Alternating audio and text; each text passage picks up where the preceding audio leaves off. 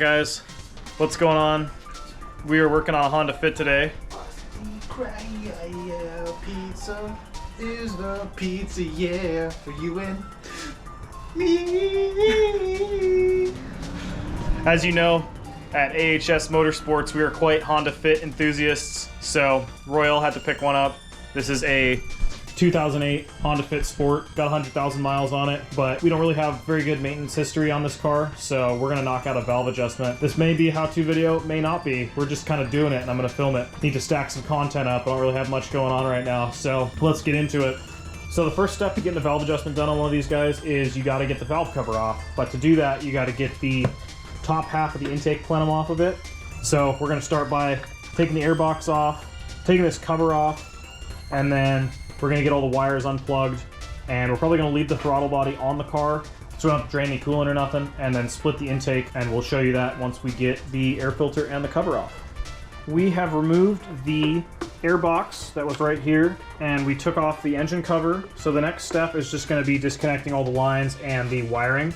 There's this coil pack harness, and then there's the map sensor and all the throttle body connections, and we're gonna get all that removed. What we had to take off. Yeah, we took the intake box out. It goes right there. We have to move the battery over a little bit. Disconnect this 10 sensor. Easy. And then move the battery. Yep. Easy. Next, we're gonna start ripping the intake manifold apart, and we should have access to the valve cover shortly. So we've removed the evap plug right here, the main throttle body plug, the map sensor, and the brake booster hose. We moved this hose out of the way. We're gonna crack the throttle body loose. We should be good to pull the intake manifold apart. So we decided against taking the throttle body off separately. We are going to take the whole intake plenum off. There is 1, 2, 3, 4, 5 bolts in between all the runners that hold this thing together, as well as one 10 mil back in here. Hard to see, but we're gonna pop this coolant line loose and this coolant line loose, and then the evap line, and we're gonna pull the whole plenum with the throttle body on it. We'll have to bleed the coolant afterwards, but not a huge deal, and then we'll be at the valve cover and we'll be ready to take that apart. So here is the Honda Fit engine with the intake manifold removed. Krusty's not removed. Yeah, so I think we'll unplug this to make it a little easier to get to the valve cover. Just get all this coil pack stuff moved out of the way, and then we'll yank the valve cover out of this thing. So Royel's just breaking all the valve cover bolts loose. I think there's like 6 of them or something. You don't have to remove the coil packs, just the harness, and then you can lift the valve cover off the engine. So we got all the valve cover bolts loose. This one right here was being a bit of a pain, had to keep going back and forth, so we're gonna thread chase it. But Royel's just breaking this bracket bolt loose on the back so we have a little bit better access to yank the valve cover out. But you're going the wrong way, sir. Hey, mind your business. Caught on camera. No. We're gonna pull the valve cover off, clean everything up. You do not have to pull the coil packs, I don't think. It might be a little tight, but I think we can do it. And then we will see what it looks like inside this engine, and then get the car up in the air and start doing the valve adjustment. Okay, now it's doing the loosey-goosey. Oh, damn. Yeah, that looks nice. It Almost still like has the paint on the valve springs and everything. It's almost like it's got 108,000 miles on it. Yeah, it looks good in there. Cool. That makes things easy. Next step, now that we've got the valve cover off, we're just going to clean around the surface of the valve cover. Wow. And then we're going to get the car up in the air and start making some adjustments. I need to find clearance specs, and I'll put that on the screen once we start doing the valve adjustment. So we just got Royel's Fit up on a jack stand on the passenger front corner. There is the crank pulley bolt right through this hole. I'm going to try and be lazy and just shove a socket through the hole to get to the crank pulley, but if not, there's one clip here, and one clip here, and the whole thing will drop down. We'll get to that because we're going to need to be able to rotate the engine over to change where the valves are sitting, and then we'll be able to adjust them when we're at TDC on each cylinder.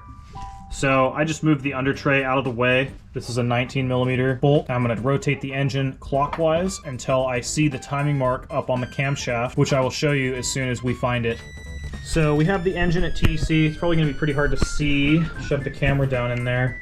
There is a mark on the camshaft sprocket that says up, and when that's pointing directly up towards this rocker shaft, that's when you're at TDC on cylinder 1. So that means that these 4 valves should be loose, and we can adjust all 4 of these. Then we will turn the engine 90 degrees.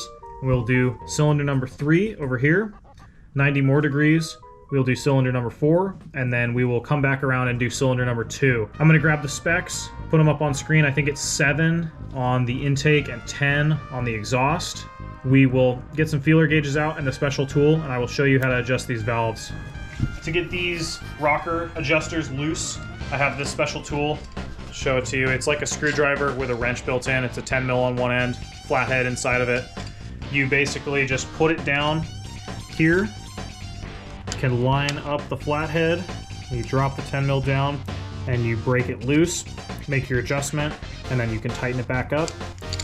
This is a 7/1000 feeler gauge for the intake side. So what you do to check your valve clearance is you stick it between the top of the valve right here and the rocker arm. And see, there's a little bit of movement here. You probably can't see that because my mitts are in the way, but there's not a lot of drag and there's a little bit of movement. So this valve is a little bit out of adjustment. So I'm gonna break this guy loose, run this screw down a little bit until there's a little bit of drag on the feeler gauge. Then I'm going to tighten it up, torque it to 10 foot-pounds, and then check it again. Make sure it's still in spec. If you have a 45-degree angle feeler gauge, makes it a whole lot easier to check these things. So I'm gonna dig around and see if I have some, but you can do it with a flat one. The spec that we're gonna go for the intake side, which is the front of the engine, is going to be 7/1000. The spec is 6 to 7/1000. We're gonna go on the side of loose just because the engine is a little bit warm. The rear of the engine is the exhaust side, and its spec is from 10/1000 to 12/1000. We're gonna do them at 11. I'm gonna go dig around and see if I have a set of 45 angle feeler gauges, and then we're gonna get after this valve adjustment on cylinder 1. Here's the 7/1000 feeler gauge. I'm gonna put it in here. Once again, couldn't find the 45 angle ones, so this will work. Yeah, this is pretty loose, so I'm gonna leave the feeler gauge in there, put this guy down, break it loose, and then as I am tightening down the screw, I'm running the feeler gauge in and out, and I can feel the drag increasing on the feeler gauge, and it'll stop right here. I cannot move it. That means I went a little bit too far, so I'm gonna back it off just a little bit. There's a pretty moderate drag on the feeler gauge right now. It's kind of a feel thing, hence feeler gauge, but I'm gonna back it off just a little bit so the drag becomes a little bit lighter. I think that's about good. And then I'm gonna tighten it down like that. And then check with the feeler gauge again. No real movement. We're looking good. So next step is I'm gonna torque this nut to 10 foot-pounds. Yeah, we're gonna get after it. We got these 4 to do, and then we have 12 more after that.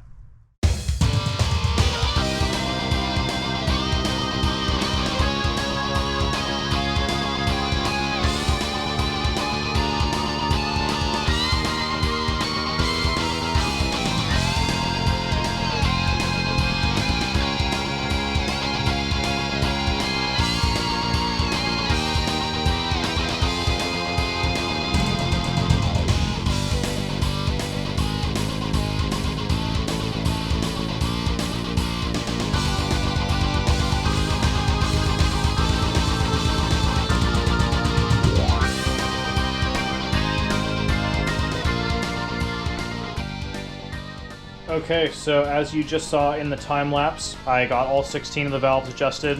Really easy to do this. There's marks for each cylinder on the cam wheel. You'll be able to see them really easily. It's not the most exact thing in the world to get the thing at TDC.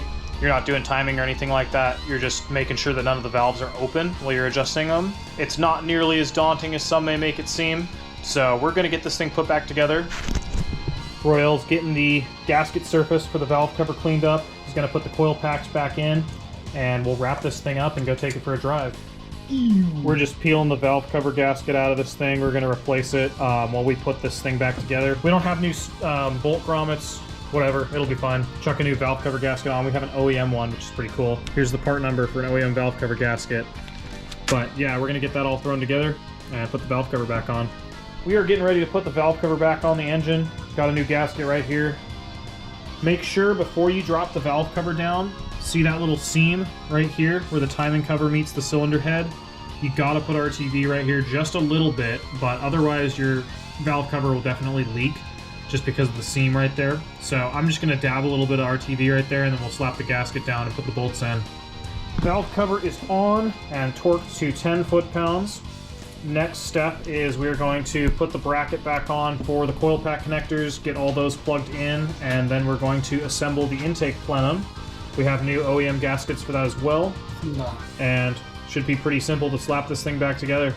So we've set the coil pack plug harness in place. We're going to now install these new gaskets. Where are they at? This guy. Here is your part number. OEM plenum gasket on the plenum. You can sometimes reuse these. We don't have any history on this car, so we're going to replace them. But we'll get this thing cleaned up real quick, and then we'll chuck it on the car. Intake plenum is on. We torqued all these to 17 foot-pounds. We made sure to put this bolt back. Getting these hoses on right now. We're going to have to top the coolant off a little bit once we finish everything up. But the next step is to just plug in all the wiring for the throttle body and the brake booster hose, and we'll be good to go. I got the inner fender liner put all back together. I'm going to put the tire on, and we'll get this thing back on the ground in just a second. The bit is now fully assembled. Got everything put back together. Put a little bit of coolant in. We're going to bleed the cooling system just because we opened a couple cooling lines up. We're going to run this thing, see how the engine sounds, and I think we're going to be finished if everything goes according to plan. So let's give this thing a start.